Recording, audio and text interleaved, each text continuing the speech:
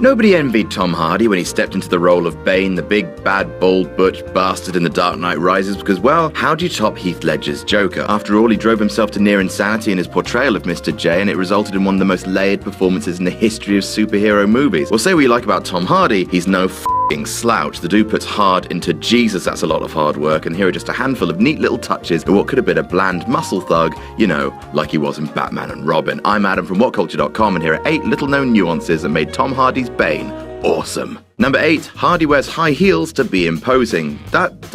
No, it's awesome. Considering the fact that full-height actors have convincingly played hobbits through the use of suggestive camera work, the use of a rudimentary solution to create more height in The Dark Knight Rises might raise a few eyebrows, but it was necessary to make Bane more imposing. Of course, Tom Hardy had bulked up substantially for the role, but at 5'9", he was smaller than pretty much the whole of the male cast, meaning his terrorist could have easily come across as an overcompensating muscle douchebag. So to get around that, Hardy wore 3-inch lifts that put him on par with Bale's 6-foot Batman. Number 7, the lovely voice line was improvised. The football field destruction set piece was hugely exciting long before the film came out, and boy did it deliver. What really stuck out though was a throwaway line by Bane before the chaos ensued. Although he's about to revolutionize/subjugate Gotham, he takes a moment to enjoy the rendition of the national anthem from a young Gothamite who is very obviously Welsh. It seems that despite the heavily choreographed slant of Bane's destruction, that Tom Hardy was given the opportunity to improvise just as Ledger had for the Joker when he was blowing up that hospital, and that memorable musing, "That's a lovely, lovely voice," was created on the spur of the moment on set, in the process absolutely defining the whole sequence. Number 6, give him a hand. Speaking of improvisation, one of the coolest things about Bane was, sure, he's a slab of giant beef, but he didn't need to throw his considerable weight around, imparting a great deal of menace and physical domination with something as simple as placing a hand on a person's shoulder. Do you feel in charge? When it happened in Dark Knight Rises, he doesn't even grab Daggett's shoulder, he just places the hand there like, yep,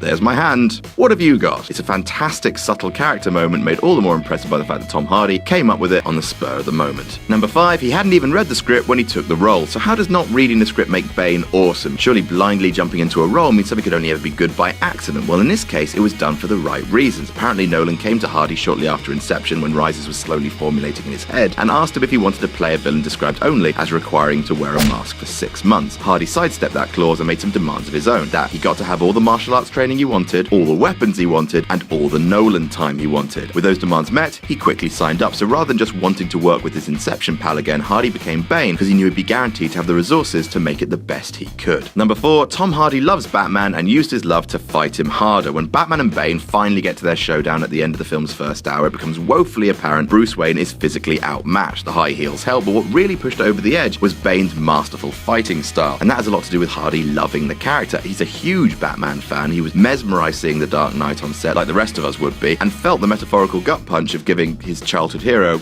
a gut punch. For all the training, much of Bane's ferocity came from Hardy's attempt to override his feelings, creating something incredibly furious and hard-hitting. It's a warped reversal of traditional method acting. Number 3, the voice is based on a bare-knuckle boxer's. I mean, apparently, I've heard the two voices side by side and they're not incredibly similar, but, well, here we go. Obviously, Christopher Nolan likes to make changes to Batman lore. For example, the purpose of Bane's mask in the film is more scientifically grounded than feeding him an endless stream of magic muscle slurm. Another change was that, unlike the comics Bane, who's from Latin America, big screen Bane had an undeterminate origin and an accent to match. What many don't realise is that for the voice, Hardy took inspiration from Bartley Gorman, a bare-knuckle boxing champion. Gorman was a Romani gypsy, so even though he wasn't the expected Latino, it's still Romani Latin. In Hardy's words, underpinning the traditional Latin origins of the character whilst also giving the voice an unsettling, impossible-to-place quality. Number 2, he was mental to his body. Tom Hardy has something of a penchant for being a massive supervillain to his own body, packing on and shedding muscles at a rate that makes doctors shit themselves. For the role of Bane, he slapped on 30 pounds of muscles in a very short period. For those looking for a reference point, 30 pounds is a good medium-sized dog. All that much weight of muscle being put onto what we've established isn't the biggest frame in the world. Hardy is willing to go to these extremes for his movies regardless of the costs, and there have been costs. Hardy said of the damage to his body, "I certainly have joints that click that probably shouldn't click, you know what I mean, and carrying my children is a little bit harder than it used to be."